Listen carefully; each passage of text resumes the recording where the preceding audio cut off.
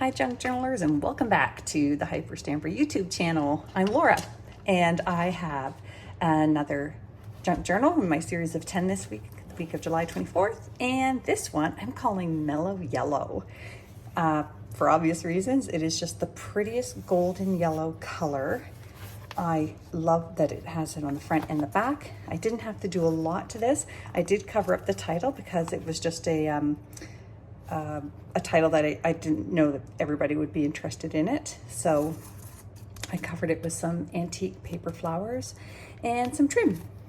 And well, it's light as a feather too. That the cover of this book was made with a very light paper stock or card stock or cardboard. So let's take a little look. Before I start, I'll just tell you that all of the papers in here are antique, authentic, vintage, antique and vintage paper. There's no digital replicas or commercially bought papers. These are just some of the books that I used to pull from to make this beautiful little journal. So I kept in the original first pages. The book itself is called 10 Best Books, and I believe it is from the 50s. And let's take a look. I got this little Shining Tomorrow page title from a vintage book, and just some vintage playing cards there that you can make your own crafts out of, and just a little flip up here of antique pages that you can journal on. Look at this lovely print from an antique book here. You can journal on the back or just keep it or pull it out and frame it. It's really quite beautiful.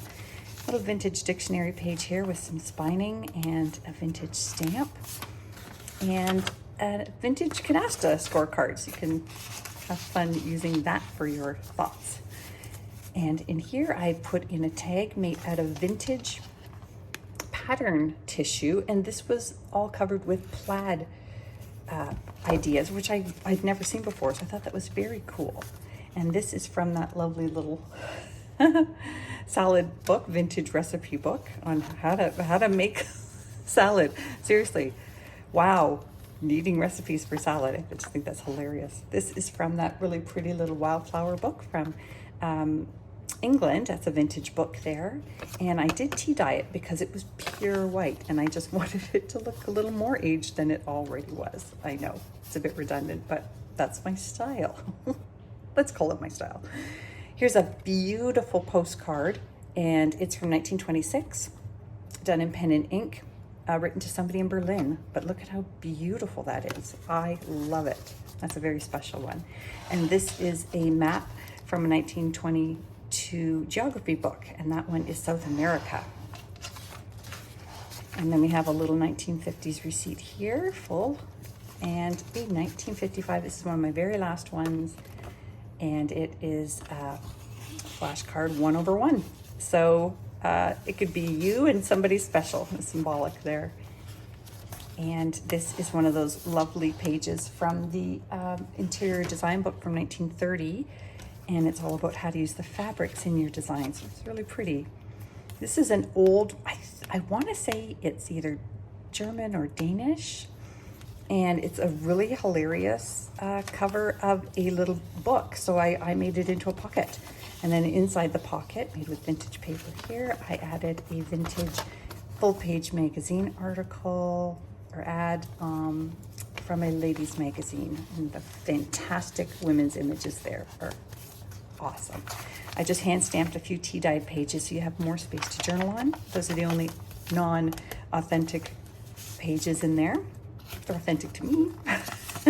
This is from the Emerald Isle antique poetry book from I think 1905 or 6. And then I made this pocket out of all antique papers. This little one down here is from 1907 and hand stamped Just Thankful. I use my journals for gratitude journals. You can use them for anything. And then over here from the this is people ask me where I get all the French things. It's from the Almanac Vermont, which is from Paris, France. And this one is from October 20th and 21st. I can switch those out. You can just let me know when you purchase a journal of mine if you would prefer a different date. Maybe a birth date or something, special day.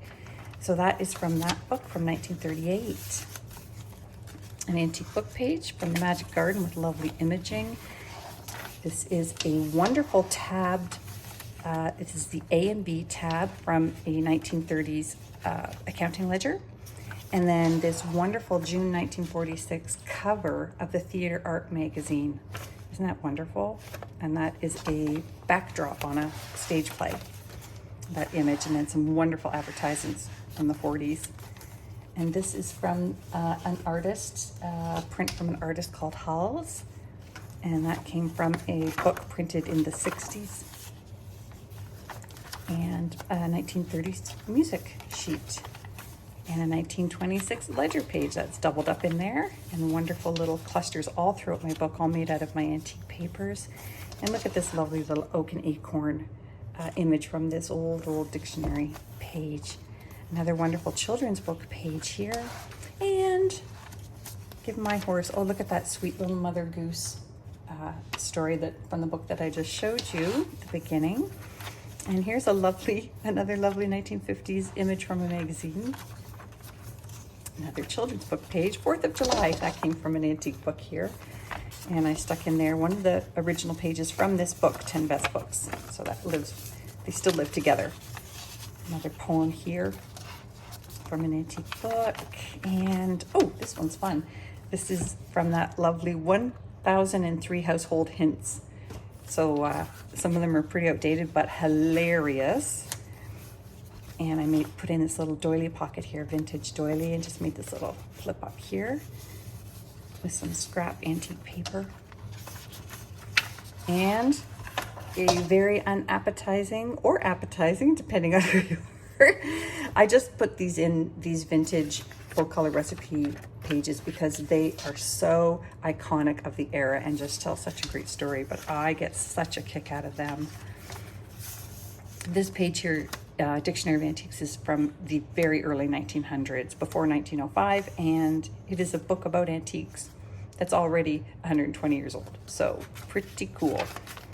And I just put this antique scrapbook paper down to cover up a very boring page there, read the journal on, and just more of those household hints. And then we're getting down to the back of the book where you have lots of journaling space. So I hope you'll visit my Etsy shop. It's etsy.com/shop/Hyperstamper with a capital H. And don't forget to subscribe so you can see these all before they go on Etsy.